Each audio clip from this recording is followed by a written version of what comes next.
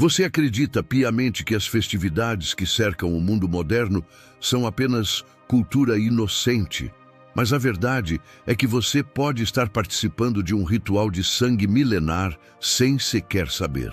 Enquanto as multidões se perdem no frenesi das danças e disfarces, o que realmente ocorre é um banquete espiritual, cujo nome original carrega uma oferenda a uma das divindades mais terríveis da antiguidade.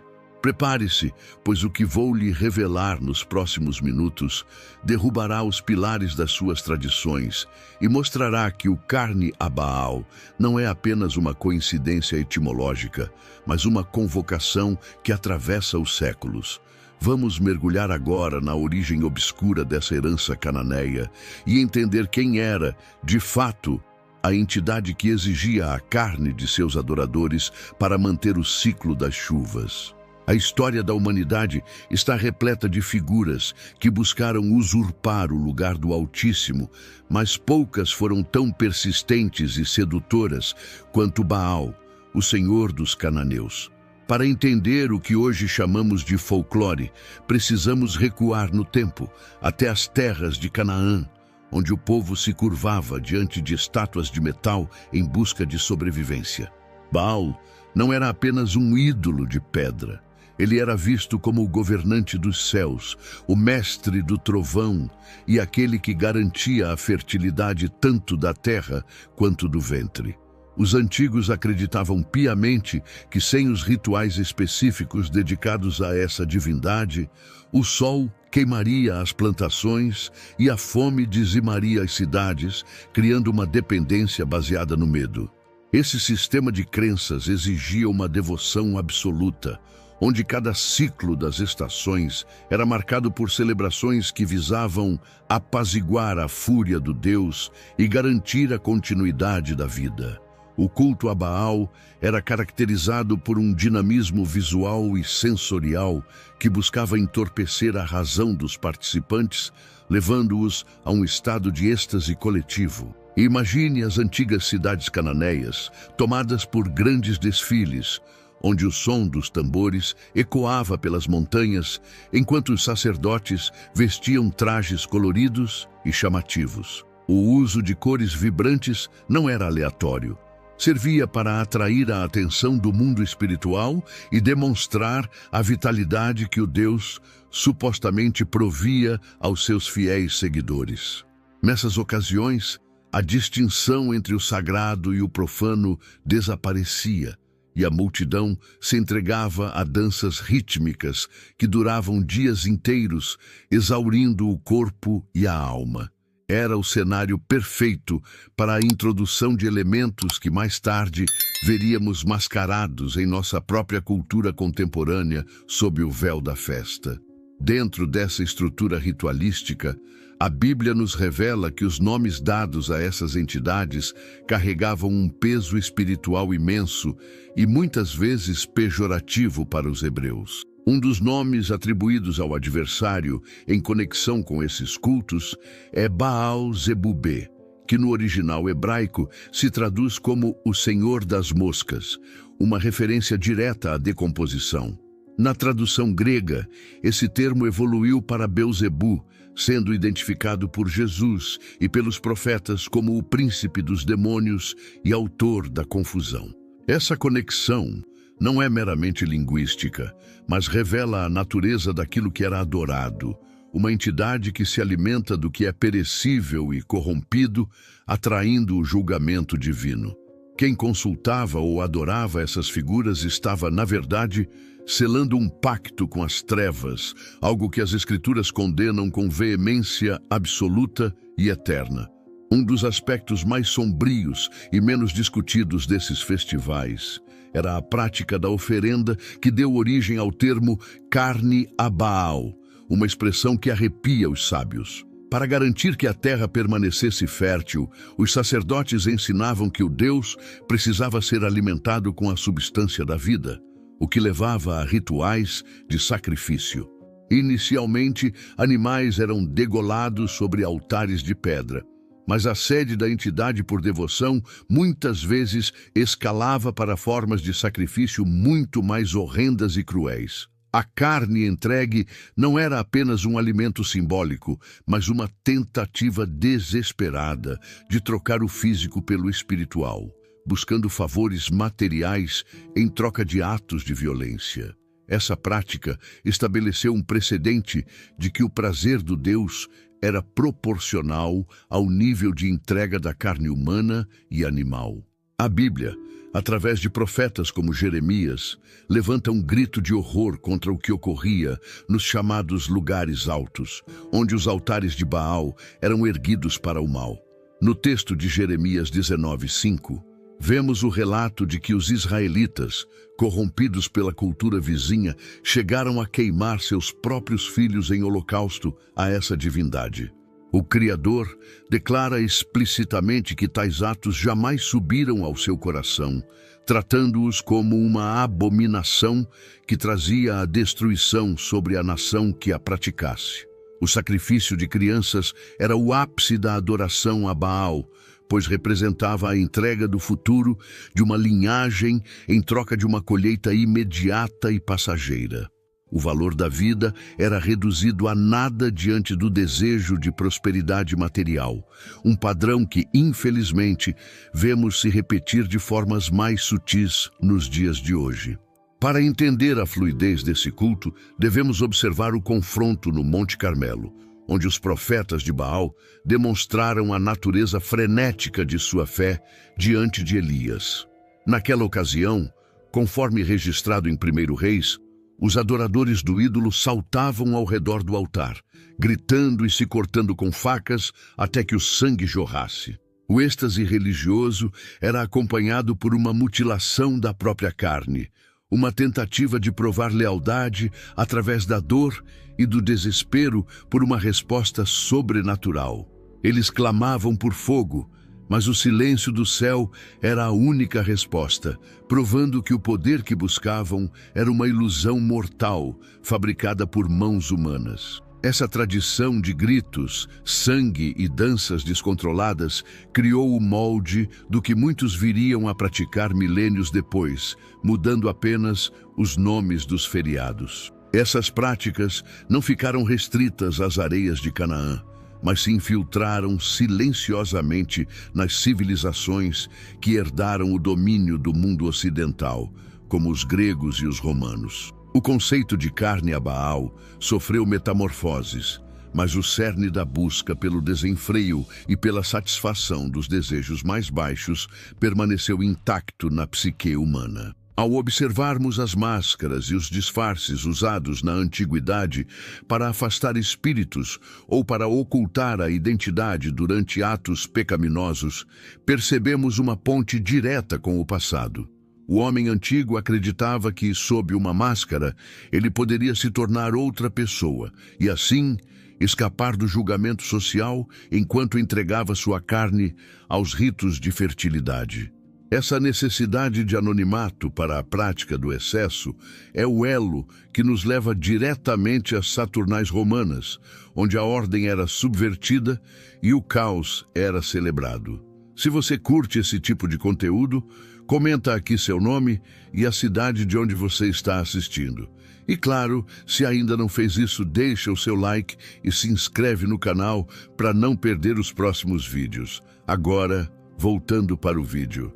A transição dos ritos cananeus para as grandes civilizações do Mediterrâneo não foi um desaparecimento, mas uma sofisticada metamorfose da mesma essência rebelde.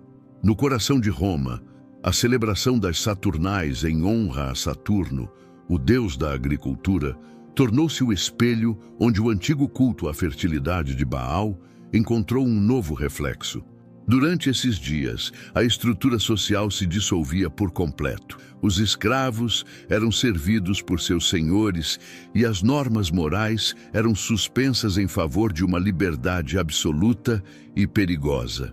Era um tempo onde o desenfreio não apenas era permitido, mas era considerado uma obrigação ritual para garantir a benevolência da terra no ciclo vindouro. Esta atmosfera de caos controlado servia como o caldo de cultura ideal para que o espírito do carne a Baal se manifestasse sob novos nomes e rituais.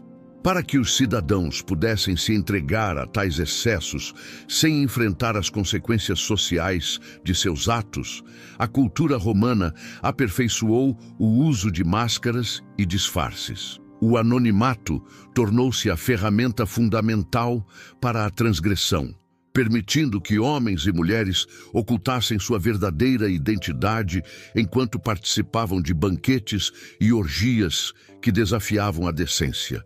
Ao cobrir o rosto, o indivíduo sentia que se despojava de sua responsabilidade perante os deuses e os homens, mergulhando em uma personalidade fictícia que não conhecia limites nem restrições. Este ocultamento não era uma simples diversão estética, mas um ato espiritual de desdobramento, onde o ser humano cedia o controle de seu corpo aos impulsos mais primários. Sob o véu da seda ou da madeira talhada, a carne buscava sua satisfação sem o peso do julgamento externo, perpetuando a tradição de alimentar os desejos carnais.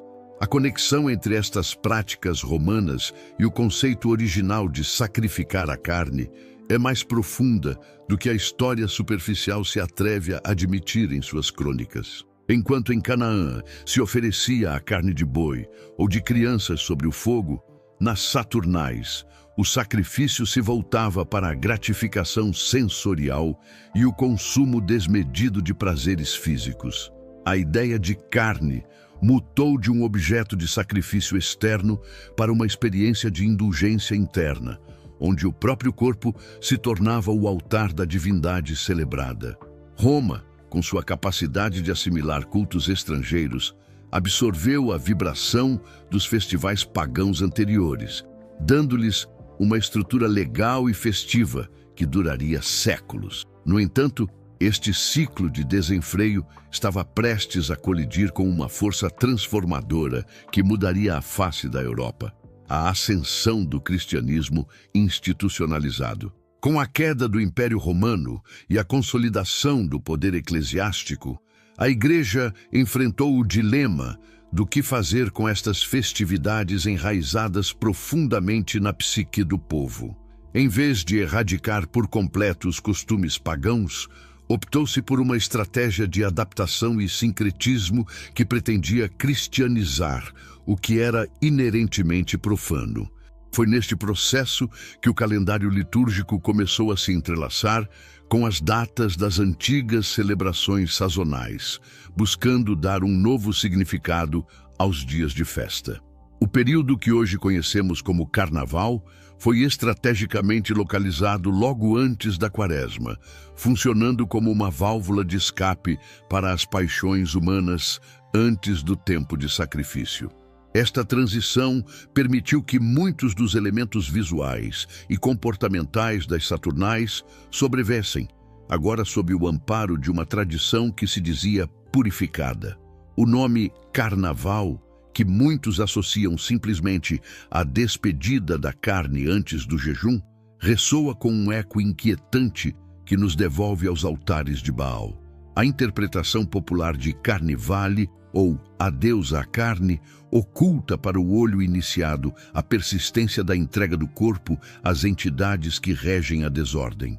Ao permitir alguns dias de liberdade absoluta antes da abstinência, a instituição religiosa nada mais fez do que institucionalizar um breve retorno ao paganismo puro sob um rótulo aceitável.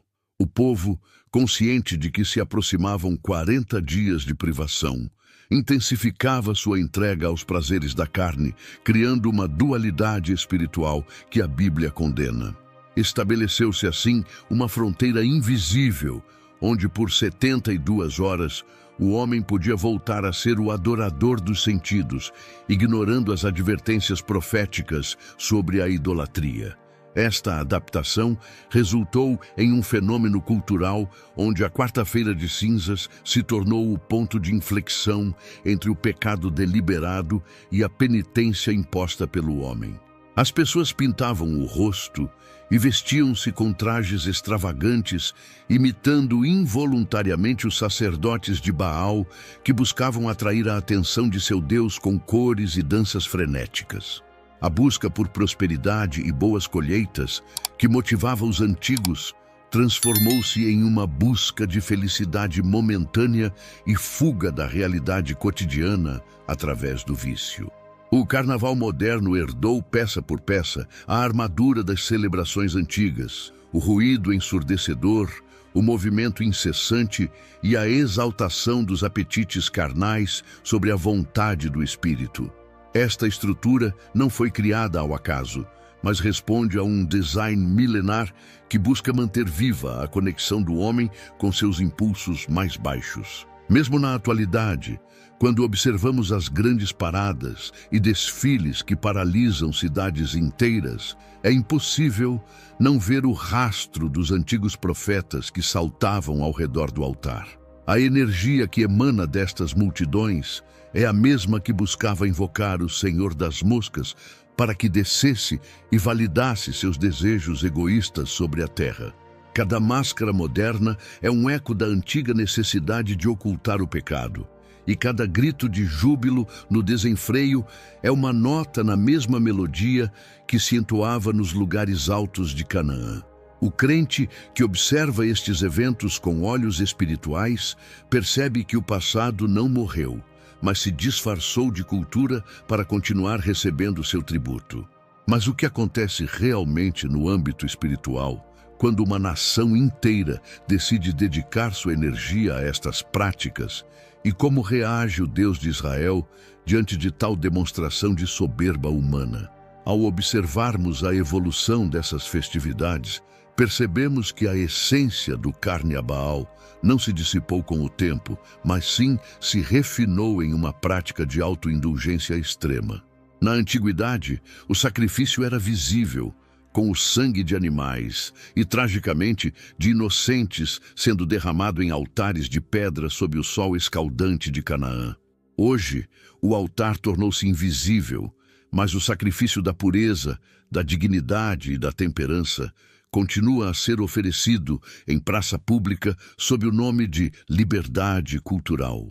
A carne, que antes era queimada em holocaustos, agora é entregue aos prazeres desenfreados, onde o corpo humano é tratado como um objeto de satisfação momentânea e descarte espiritual. O sábio entende que, embora o fogo físico não esteja aceso, a chama das paixões consome a alma daqueles que se entregam a esse sistema secularizado. A Bíblia nos ensina que a verdadeira batalha não é contra carne e sangue, mas contra as potestades que regem as trevas deste mundo.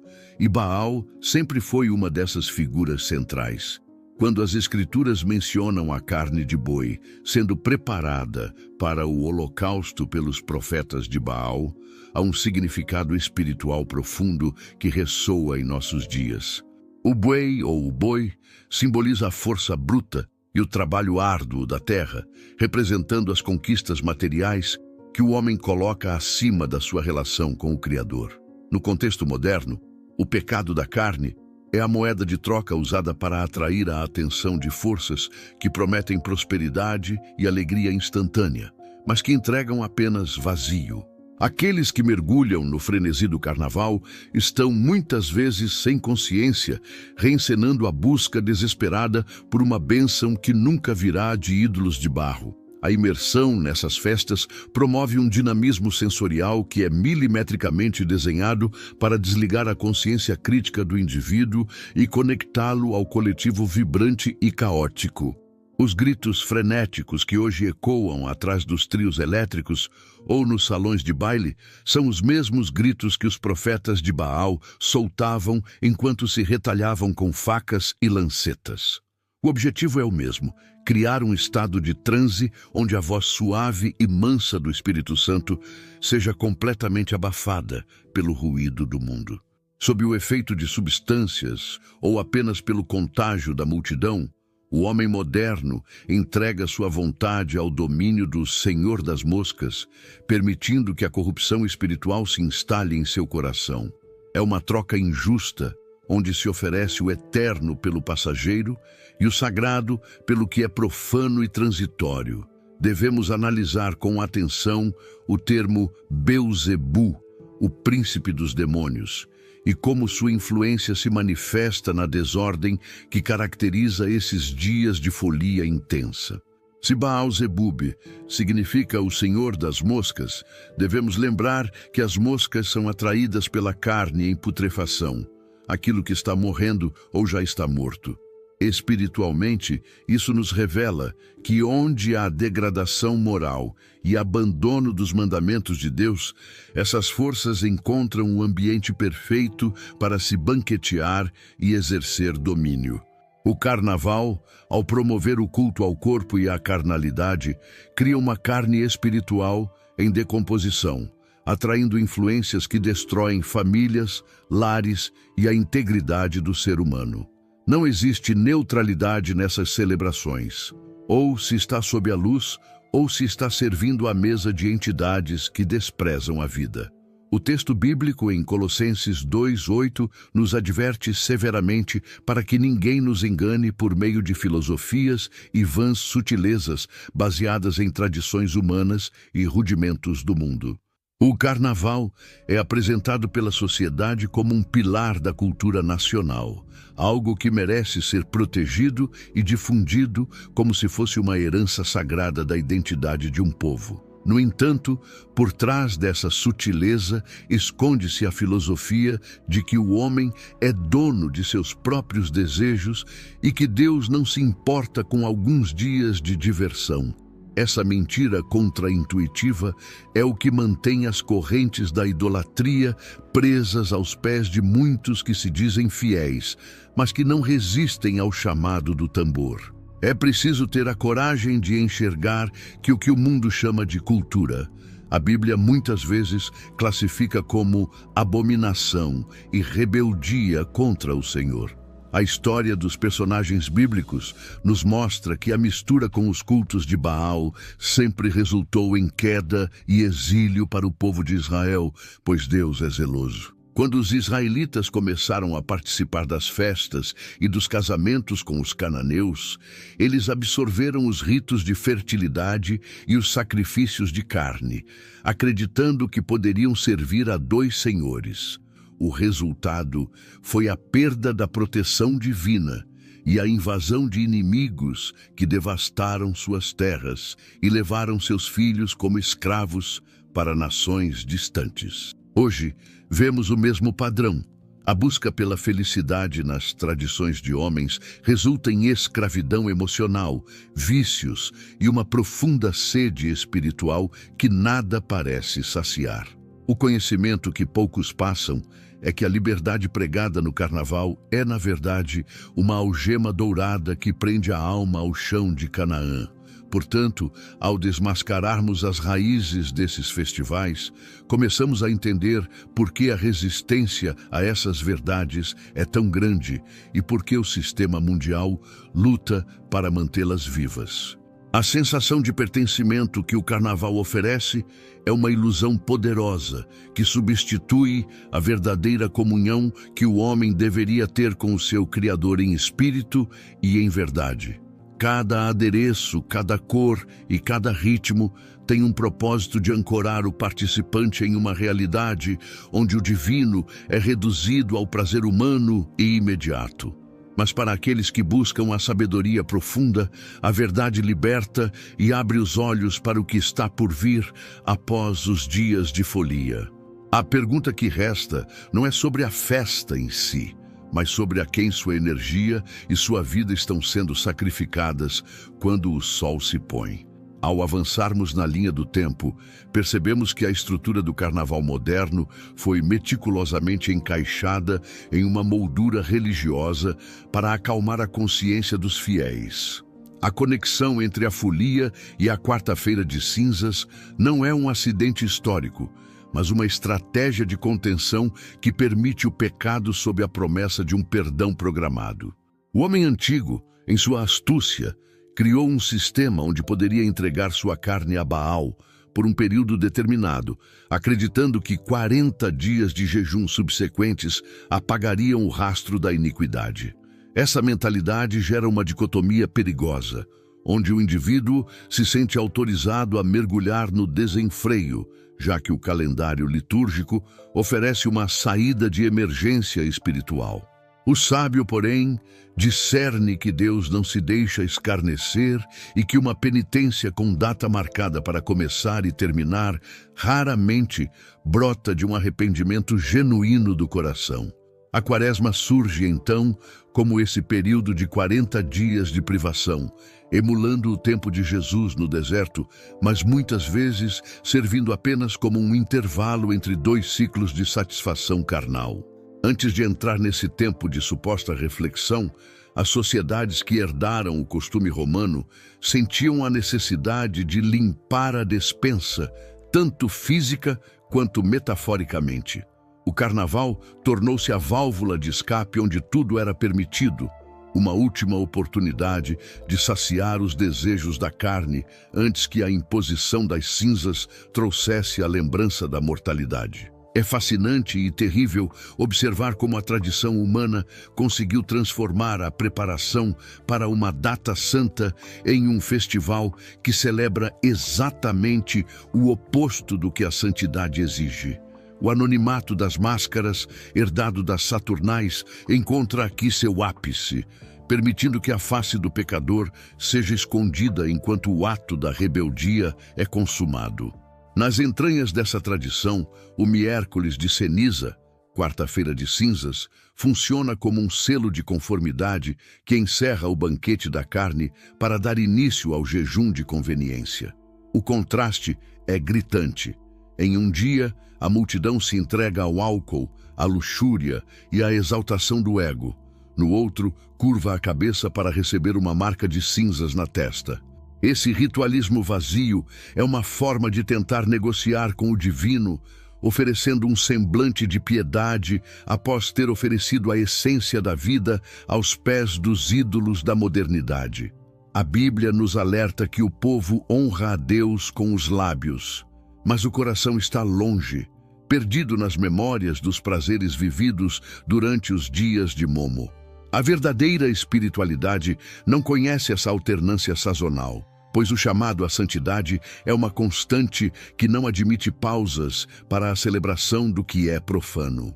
O impacto dessa prática nas famílias e na sociedade é profundo, pois estabelece um precedente de que o pecado é aceitável se for rotulado como cultura ou tradição festiva. Durante os dias de carnaval, as restrições morais que sustentam a ordem social são afrouxadas, criando um ambiente onde o excesso é a norma e a moderação é vista como um desvio. Jovens e adultos são incentivados a perder o controle, a experimentar o que é proibido e a se perderem na massa anônima que flui pelas ruas como um rio de desordem.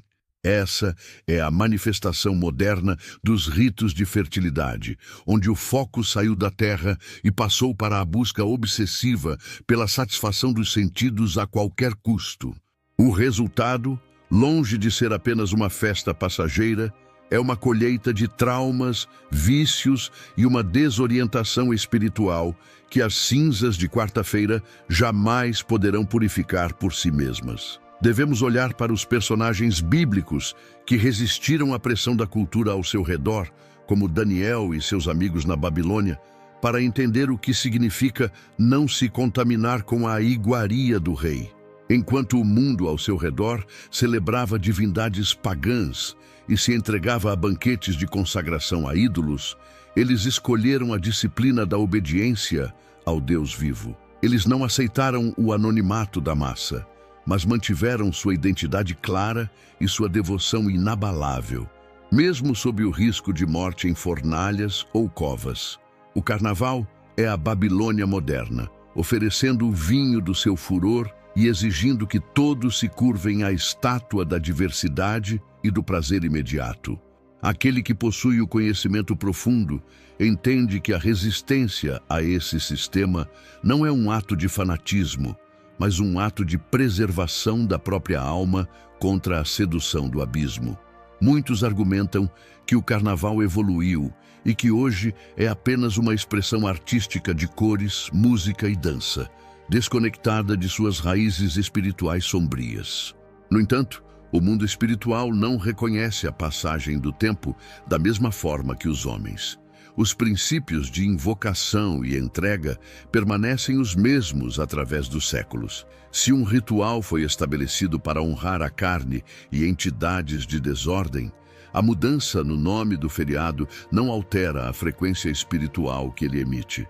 Ao participarmos, mesmo que passivamente, desses rudimentos do mundo, estamos validando uma estrutura que foi construída sobre o sacrifício e a rebeldia contra o Criador.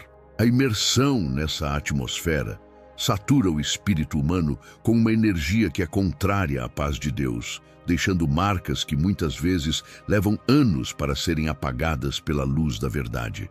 Portanto, ao desvendarmos a farsa da penitência temporária, somos confrontados com a necessidade de uma escolha que vai além do calendário religioso de homens. A verdadeira liberdade não é aquela que precisa de máscaras para ser exercida, nem aquela que depende de uma data anual para se manifestar em orgias ou excessos. O conhecimento que poucos passam é que o inimigo das nossas almas se contenta em nos dar 360 dias de religiosidade, se puder ter 5 dias de entrega total à sua vontade. A batalha pela sua atenção e pela sua carne é vencida no dia a dia, na recusa em se conformar com este século e na busca por uma renovação que não depende de cinzas. Mas para entender como essa influência se infiltra nas regiões mais profundas da identidade de um povo, precisamos analisar o poder dos símbolos e dos nomes que ainda clamam por sangue. A utilização de máscaras e pinturas faciais não é um mero capricho estético das festividades modernas, mas uma herança direta dos ritos de invocação mais profundos da antiguidade.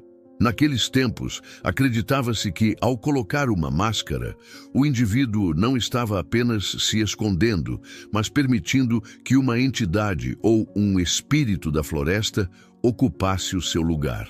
Essa transmutação de identidade era essencial para que os atos mais vis pudessem ser cometidos sem que o peso da culpa recaísse sobre a pessoa real, criando um vácuo moral perigoso.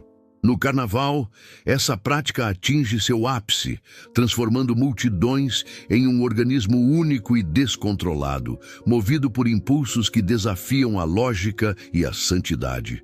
Dentro da perspectiva bíblica, a face é o espelho da alma e o local onde a glória de Deus deveria ser refletida, como vimos no rosto de Moisés ao descer do monte. Quando o homem escolhe deliberadamente se pintar ou se mascarar para o desenfreio, ele está simbolicamente renunciando à sua identidade divina em troca de uma persona que serve ao Senhor das moscas. Nas celebrações a Baal, os devotos pintavam-se com cores berrantes e substâncias que evocavam a natureza selvagem, buscando uma conexão com o instintivo e o carnal. Esse processo de despersonalização é o que permite que indivíduos, que em sua rotina são pacíficos, se tornem violentos ou imorais quando estão protegidos pelo anonimato da massa fantasiada. A máscara não protege o homem do julgamento de Deus. Ela apenas o encoraja a pecar com uma audácia que ele não teria de rosto limpo perante seus semelhantes. O dinamismo dessas festas é alimentado pela sensação de que, sob o disfarce, tudo é permitido. Uma máxima que ecoa os ensinamentos das escolas de mistérios mais sombrias da história. Ao longo dos séculos, as civilizações egípcia e grega também utilizaram disfarces em suas festas dionisíacas para homenagear deuses da fertilidade e do vinho, promovendo um estado de transe coletivo. Nesses momentos, a barreira entre o mundo físico e o espiritual tornava-se tênue, e os participantes acreditavam que estavam sendo possuídos pela própria divindade da festa. O carnaval moderno preserva essa frequência espiritual, onde a música rítmica e repetitiva atua como um convite para que a consciência se retire e o instinto animal assuma o comando.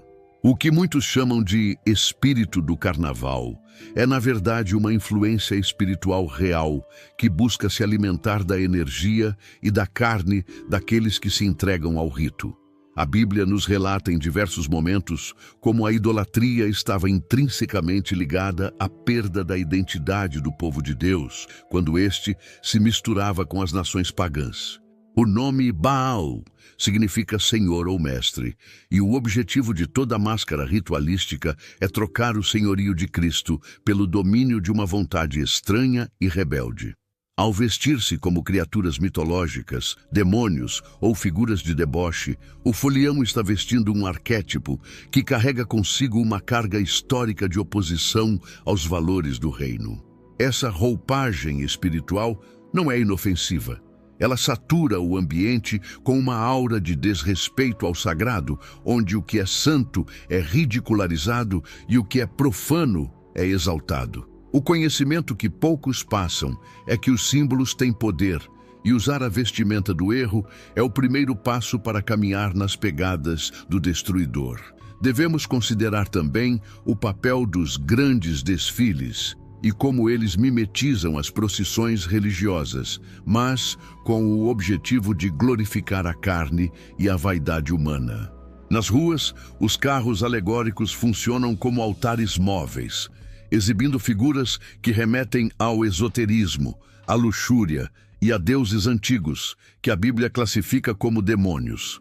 A multidão que segue esses carros, cantando e dançando em adoração à estética e ao ritmo, reproduz fielmente o comportamento dos israelitas diante do bezerro de ouro no deserto.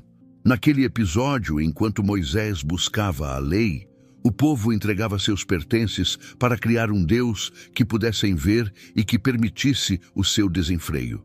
O resultado foi o julgamento divino, pois Deus não aceita que sua glória seja dividida com ídolos fabricados pela imaginação corrupta de homens que buscam apenas o prazer. O sábio entende que o verdadeiro perigo do anonimato festivo é a ilusão de que as consequências espirituais podem ser ocultadas da mesma forma que o rosto. Cada ato cometido sob o efeito da máscara deixa uma cicatriz na alma, uma marca invisível que as cinzas da quarta-feira não têm o poder de remover por decreto humano. A entrega da carne a Baal, através do corpo que se expõe e se entrega ao vício, cria laços de escravidão que perduram muito além do fim do feriado. Muitas vidas são arruinadas em poucos dias de folia, não por acaso, mas porque o terreno espiritual foi preparado para que a destruição tivesse livre acesso através da renúncia à sobriedade. A imersão nesse sistema é uma escolha de trocar a paz permanente por uma euforia passageira que cobra um preço altíssimo em dignidade e saúde espiritual. Portanto, ao compreendermos o peso espiritual das máscaras e das vestes cerimoniais do carnaval, somos chamados a refletir sobre a importância de mantermos nossa face descoberta diante do Senhor. Aquele que deseja a verdadeira sabedoria não precisa de disfarces para se sentir livre, pois a liberdade do Espírito Santo não exige o anonimato nem a prática do excesso para se manifestar. A proteção que a máscara promete é uma armadilha que isola o homem da sua própria consciência e o entrega à mercê de correntes invisíveis que buscam o seu fim. Ao retirarmos o véu dessa tradição, percebemos que a verdadeira festa acontece quando a luz da verdade brilha sobre nós, sem necessidade de pinturas ou artifícios. Mas como essa herança de carne e pecado se manifesta na nossa busca moderna por prosperidade a qualquer custo? A busca desesperada por fartura e sucesso financeiro sempre foi o motor que impulsionou os sacrifícios mais terríveis nas terras de Canaã. E hoje essa mesma energia alimenta as grandes festividades mundanas. Os antigos adoradores de Baal não o buscavam por amor, mas por um contrato espiritual. Eles ofereciam a carne e o sangue em troca de chuvas e colheitas abundantes que garantissem sua riqueza. Esse pragmatismo espiritual é o que vemos hoje quando cidades e nações investem fortunas no carnaval, acreditando que o retorno financeiro justifica a entrega moral da população ao caos. O sábio identifica que por trás do brilho das fantasias e do luxo dos desfiles, existe a crença de que é preciso alimentar o sistema para que a economia prospere. Essa é a face moderna do sacrifício de carne, onde os valores eternos são trocados pela moeda passageira da conveniência comercial. Na Bíblia, a verdadeira prosperidade é apresentada como uma bênção que provém da obediência a Deus, mas o homem insiste em buscar atalhos através da idolatria e de pactos com o mundo. Em Deuteronômio, o Criador adverte que amar ao Senhor de todo o coração é o único caminho para a vida. Mas os povos vizinhos a Israel preferiam o caminho do êxtase e do sacrifício humano. Eles acreditavam que, ao sacrificar o que tinham de mais precioso, seus filhos, estariam forçando a mão da divindade a lhes conceder segurança material e poder sobre os inimigos. Essa lógica perversa de que o sacrifício da carne gera ganho material é a espinha dorsal de muitos festivais modernos que ignoram a ética e a santidade em nome do turismo e do lucro. O conhecimento que poucos passam é que o dinheiro manchado pela conivência com o erro traz consigo uma maldição que corrói os fundamentos da sociedade. Ao analisarmos a vida dos personagens bíblicos, vemos que aqueles que cederam à tentação da prosperidade pagã acabaram perdendo tudo o que realmente importava para suas linhagens. O exemplo de Acabe e Jezabel é emblemático, pois eles oficializaram o culto a Baal em Israel, visando alianças políticas e expansão econômica, trazendo uma seca espiritual e física sobre a nação. Jezabel, com sua astúcia e sedução, usava a estética e a religiosidade para controlar o povo, tal como a mídia e as grandes corporações hoje usam o carnaval para moldar o comportamento das massas. A carne oferecida no altar da vaidade e do comércio pode trazer um alívio momentâneo para os cofres, mas o preço espiritual é a retirada da proteção divina sobre as famílias. O sábio não se ilude com o ouro que brilha nas passarelas, pois sabe que ele é forjado no fogo de uma rebeldia que a Bíblia condena abertamente. O dinamismo imersivo do carnaval cria uma atmosfera onde a pessoa sente que, para ser alguém ou ser feliz, ela precisa participar desse fluxo coletivo de gastos e exibicionismo. O consumo desenfreado de bens, bebidas e prazeres durante esses dias é uma forma de sacrifício moderno, onde o suor do trabalho de um ano inteiro é queimado em poucos dias de ilusão. É a reencenação do banquete de Belsazar, onde o rei usou os utensílios sagrados do templo para beber e louvar aos deuses de ouro, prata e bronze, enquanto a destruição batia à porta. Da mesma forma, muitos usam o templo do seu corpo, que deveria ser morada do espírito, para celebrar divindades de gesso e ritmo, esquecendo que a conta espiritual sempre chega. A prosperidade que o mundo oferece durante a folia é como a espuma das ondas, volumosa na aparência, mas vazia de substância e paz. A mensagem contra-intuitiva que as Escrituras nos deixam é que a renúncia aos prazeres ilícitos da carne é o que realmente abre as portas para as janelas do céu sobre a vida do homem. Ao contrário do que os sacerdotes de Baal pregavam, Deus não exige o sacrifício de vidas ou o desenfreio para abençoar, mas sim um coração quebrantado e contrito que o busca em verdade. No carnaval, a mensagem é inversa. Coma, beba e se alegre, pois o amanhã é incerto e a carne precisa ser satisfeita agora.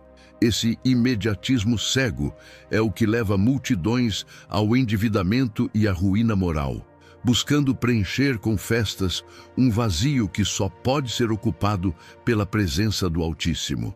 A verdadeira riqueza não está naquilo que o homem consome na sua lascívia, mas naquilo que ele preserva em sua integridade diante das pressões culturais. As citações bíblicas que condenam a idolatria, como as encontradas em Jeremias, ressaltam que os ídolos são como espantalhos em um pepinal. Não podem fazer o mal, mas também não têm poder para fazer o bem. Acreditar que a celebração da carne traz algum benefício espiritual ou proteção para o ano que se inicia é uma das maiores mentiras perpetuadas pelas tradições de homens.